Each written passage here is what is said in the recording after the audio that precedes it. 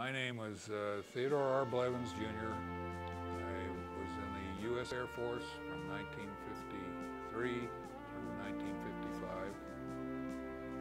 I served 1 year in Korea. Korea is a very rugged country, much like most of Colorado. At that time, it was very few paved roads. The accommodations were very Spartan.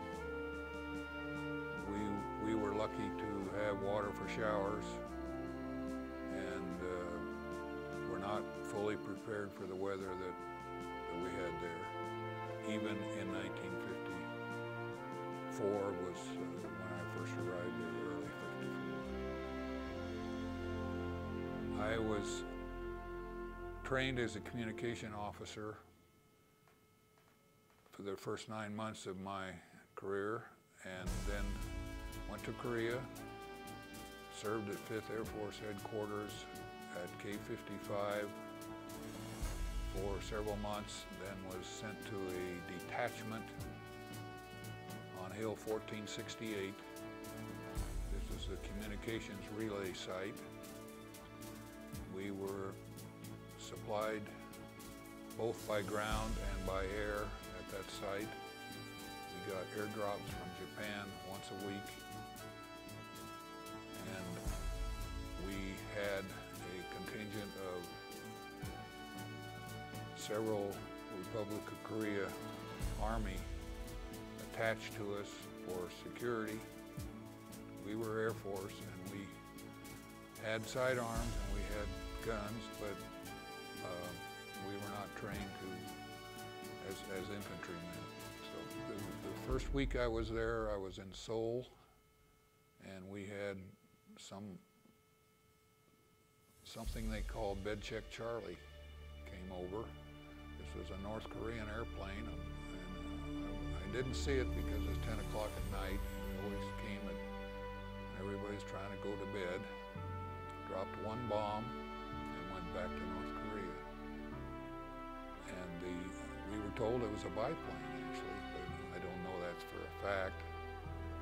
There was one Navy ace that had shot down 5 of these Bed Check Charlies because he was flying a World War II plane off a carrier that was slow enough to actually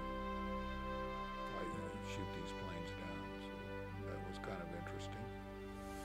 And the third week I was up there, the pilots would not communicate with us. They just started dropping. And of course these jerry cans attached to plywood and sea ration, a lot of this stuff, and if you had a stringer, if you had a chute that didn't open, it was coming down pretty fast, and we lost about half our antenna field. And I got on the radio afterwards and told the 5th Air Force Headquarters, my commander, what had happened, and we understood they grounded those pilots because we had to have a drop zone that was bright. I had joined the Army, 5th Army National Guard when I was in college because it was a way to earn a little extra money, and I kind of enjoyed the military aspect of it. I had an opportunity to go on to ROTC in my junior year, and so I had to get discharged from the National Guard, but my career started out in the National Guard and ended up in the Air Force. But unbeknownst to me, all my letters home from Korea started out, "Dear folks."